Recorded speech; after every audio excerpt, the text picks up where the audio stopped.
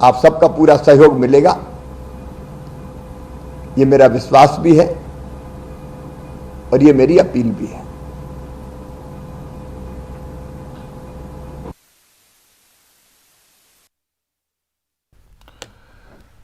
तो चलिए अब आगे बढ़ते हैं। सीएम शिवराज सिंह चौहान यहां पर संबोधित कर रहे थे, अपील की है तिरंगा यात्रा को लेकर। जो हर घर तिरंगा अभियान है उसको लेकर उन्होंने लोगों से अपील की है कि अपने घर पर तिरंगा फहराइए। आगे बढ़ते हैं, बात करेंगे कारम डैम की। कारम डैम लीकेज के मामले में CM Shivraj Singh Chouhan situation room से लगातार अपडेट ले रहे हैं।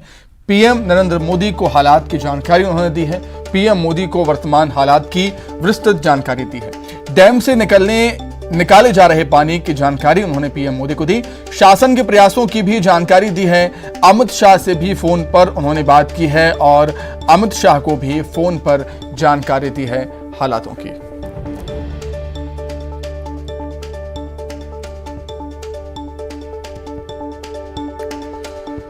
तो कारम डैम लीकेज के मामले में सीएम शिवराज लगातार नजरें बनाए हुए हैं। पल पल की अपडेट वो ले रहे हैं। सिचुएशन रूम से लगातार वो अपडेट ले रहे हैं। पीएम मोदी को हालात की जानकारी सीएम शिवराज ने दी। पीएम मोदी को वर्तमान हालात की विस्तृत जानकारी दी है कि आखिर वहां पर हो क्या रहा है, किस तरीके से जो टीम है वो काम कर रही है, सरकार किस तरीके से काम कर रही है, ये सभी जानकारी पीएम मोदी को सीएम शिवराज ने दी है। और डैम से निकाले जा रहे पानी की भी जानकारी दी है कि किस तरीके से डैम से पानी निकाला जा रहा है। चैनल के माध्यम से पानी निकाला जा रहा है। इमरजेंसी गेट भी कल खोल दिया गया था, उसके जरिए भी पानी निकाला जा रहा है। शासन के क्या प्रयास है, शासन क्या क्या प्रयास कर रहा है, क्या क्या कोशिशें कर रहा है, इसकी भी जानकारी सीएम शिवराज ने पीएम मोदी को दी। और गृह मंत्री अमित शाह से भी फोन पर बात की है और उनको भी हालातों की जानकारी दी है।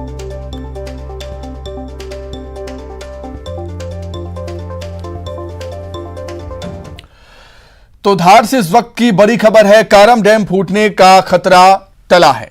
डैम काटकर बनाई गई कैनाल से पानी निकलने लगा है। अब 18 गांव भी सुरक्षित हैं। राहत और बचाव दल ने भी राहत की सांस ली है। अब लगातार 40 घंटे से पोकलेन मशीनों से खुदाई का काम चल रहा है। डैम का जलस्तर तेजी से कम हो रहा है। डैम के साइड से बांध का पानी निकाला जा रहा है। सीएम लगातार मॉनिटरिंग कर रहे हैं।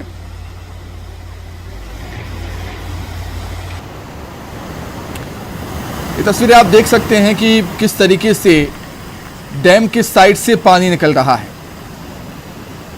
डैम को काटकर जो कैनाल बनाई गई है उससे तेजी से पानी निकल रहा है और राहत की सांस ली है बचाव दल ने, प्रशासन की टीम ने।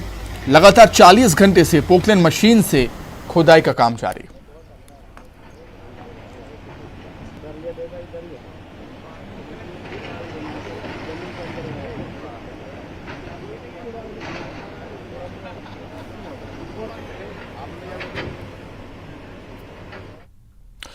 वही कारम डैम लीकेज मामले में बड़ा खुलासा हुआ। डैम के टेंडर से लेकर निर्माण तक में गंभीर चूक हुई है।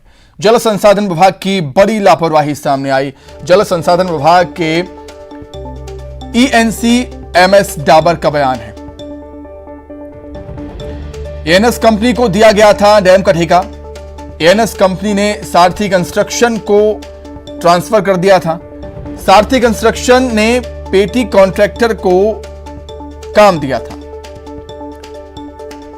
ईएनसी डाबर ने खुद किया था बांध का फिजिकल वेरिफिकेशन। हर हफ्ते वीडियो कॉन्फ्रेंसिंग के माध्यम से डैम की मॉनिटरिंग होती थी। डाबर कह सका ठेकेदार ने नियमों के मुताबिक काम नहीं किया।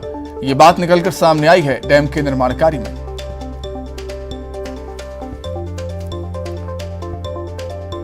जो कट निकाला है सेफली पानी जा रहा है और अभी इसका डिस्चार्ज बढ़ाएंगे और सारी चीजें हमारे कंट्रोल में है। तो किस तरह की खामी है इस डैम में?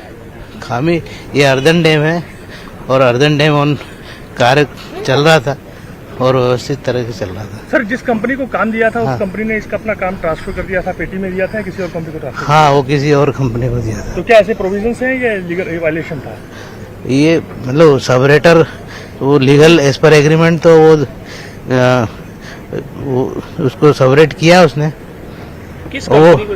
ANS company infrastructure new Delhi का मेन कॉन्ट्रैक्ट था।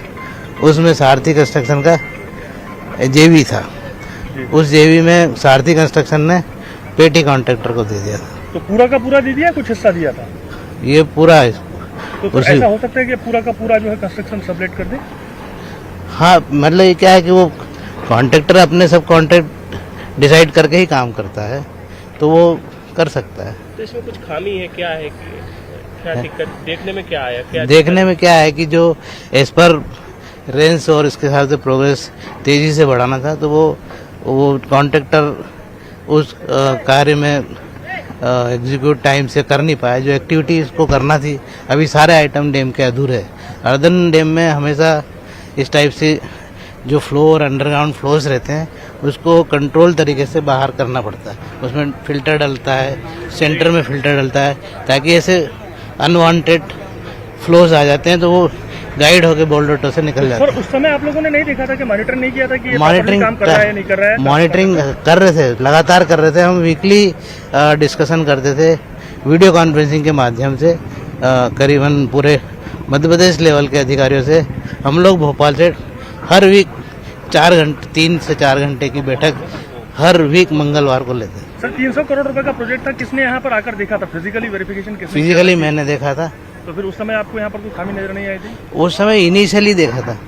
इनिशियली जब प्रोजेक्ट प्रपोज हुआ, जो मैंने ही प्रपोज किया था, और उसके बाद फिर इसकी सारी रचनाएं की गई थी और सारे ड्राइंग डिजाइन और गवर्नमेंट से स्वीकृति ली गई थी। आपका ईओडब्ल्यू में इसकी शिकायत हुई थी? ये ईओडब्ल्यू का मेरे को ध्यान नहीं। अब क्या कार्रवाई हुई कॉन्ट्रैक्टर का जो अनुबंध के हिसाब से और नियम के हिसाब से उसकी सारी कार्रवाई करेंगे हम।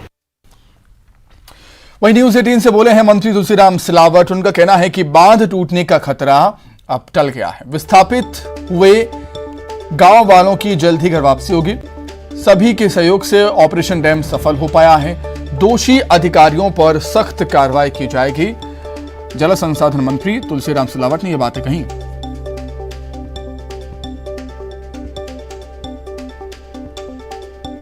के कारम डैम से अब इस फूटने का खतरा टल गया है। जल संसाधन मंत्री तुलसी सिलावट करीब 40 घंटे से यहाँ पर मौजूद है। वो पूरी मॉनिटरिंग भी यहाँ पर कर रहे हैं। जी बताइए, क्या माना जाए, खतरा टल गया है?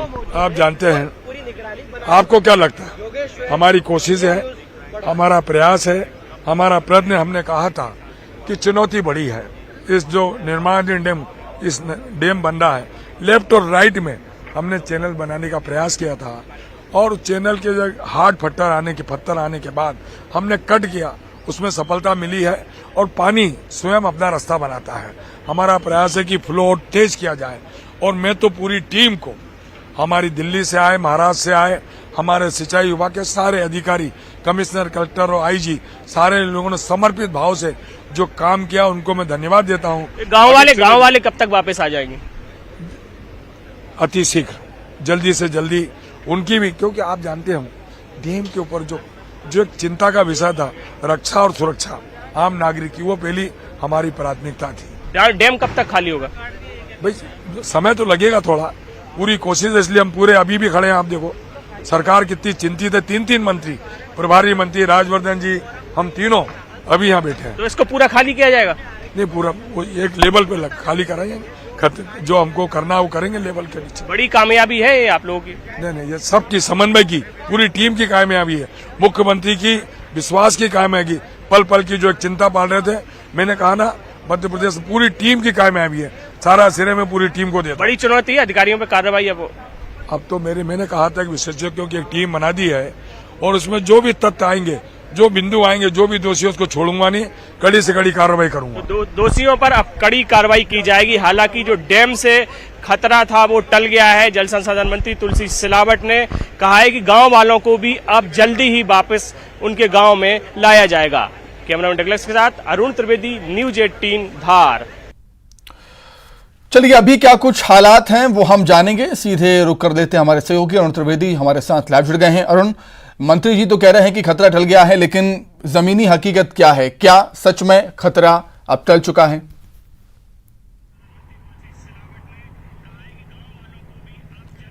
बिल्कुल, देखिए, हम आपको बता दें कि बहुत ही जोखिमपूर्ण ये काम था, और अगर थोड़ी सी भी चूक होती तो हजारों लोगों की जिंदगी खतरे में पड़ जाती। बहुत बड़ी राहत है मध्य प्रदेश सरकार के लिए और इस क्षेत्र के लोगों के लिए कि कैनाल बन गई, बांध आसानी से कट गया और उससे पानी अब निकलने लगा है। और अब कहा जा रहा है कि बांध पर से खतरा टल गया है, क्योंकि पानी अब बड़ी तेजी से निकल रहा है और वो नदी के रूप में बहता हुआ जा रहा है, जिससे ना तो गाँव में किसी तरह के बाढ़ के हालात हैं और ना ही डैम को किसी तरह का खतरा है। अब जब ये पूरा पानी निकाल लिया जाएगा तो डैम की मरम्मत की जाएगी। अभी तुलसी सिलावट, प्रभुराम चौधरी जो स्वास्थ्य मंत्री है और धार के जिला प्रभारी मंत्री भी है, इसके अलावा जो राज्यवर्धन सिंह दत्ती गांव है जो इस क्षेत्र से बदनावर से विधायक भी है और मंत्री भी है राज्य सरकार में, तीनों लोग हवाई सर्वेक्षण भी करने वाले हैं। वायुसेना के हेलीकॉप्टर्स में बैठकर वो पूरा हवाई सर्वेक्षण करेंगे और डैम के जो अंदरूनी हिस्से हैं उनको भी देखेंगे और पानी का फैलाव कहां तक है इसका भी वो जायजा लेंगे, पूरी मॉनिटरिंग करेंगे। और जब ये पानी कहां से निकलेगा और किन इलाकों में जल भराव वाले कौन से क्षेत्र हैं उनका भी जायजा तीनों मंत्री सेना के हेलीकॉप्टर से लेने वाले हैं। तो पूरी तरह से सरकार चौकन्ना है और हर हालात पर नजर रखे हुए है। वही जो कमिश्नर है, इंदौर के कमिश्नर है पवन शर्मा, उनका कहना है कि हम हर स्थिति से निपटने के लिए तैयार हैं, सेना तैयार है। डैम को हालांकि किसी तरह का कोई खतरा नहीं है, लेकिन हम एहतियात बरत रहे हैं क्योंकि पानी निकलने में अभी 7 से 8 दिन लग जाएंगे, क्योंकि 15 MCM पानी निकलने में काफी समय लगेगा। डैम पूरा फुल लबालब भरा हुआ है, ऐसे में अभी और एहतियात बरतने की जरूरत है। बिल्कुल अरुण, आप कह रहे हैं कि 7 से 8 दिन लग जाएंगे पानी निकलने में। अब लेकिन सवाल ये उठता है उन ग्रामीणों का कि ग्रामीण अपने गांव कब लौट पाएंगे, ये भी अब देखने वाली बात होगी। बहुत धन्यवाद अरुण आपका जुड़ने के लिए और तमाम जानकारी के लिए। आगे बढ़ते हैं, शिवपुरी से बड़ी खबर है, भारी बारिश से बने हैं बाढ़ के हालात। Circuit house road Rambagh colony में पानी भर गया, दर्जनों कॉलोनियों में पानी भर गया है।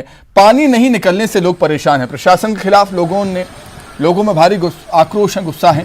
तेज बारिश के बाद कॉलोनियों में पानी भर गया है, कॉलोनी में मगरमच्छ पहुंच गया। जी हां, लोगों में दहशत का माहौल।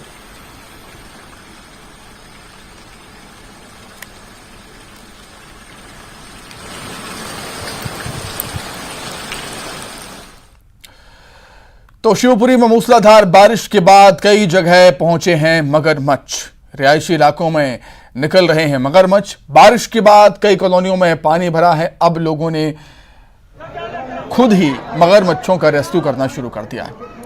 मगरमच्छों को खुद ही पकड़ने में जुटे हुए हैं लोग, क्योंकि शासन प्रशासन की तरफ से कोई मदद उन्हें अभी तक नहीं मिल पाई। यही वजह है कि अब खुद ही मगरमच्छों का रेस्क्यू किया जा रहा है। तस्वीरों में आप देख सकते हैं किस तरीके से जो लोग हैं मगरमच्छ को रस्सी से बांधकर यहां पर ले जाते हुए उसका रेस्क्यू करते हुए। सड़कों पर अब मगर भी नजर आने लगे हैं। मूसलाधार बारिश के चलते कई इलाके जलमग्न हो गए, कॉलोनी में पानी भर गया और इसी पानी में मगरमच्छ भी आ गए।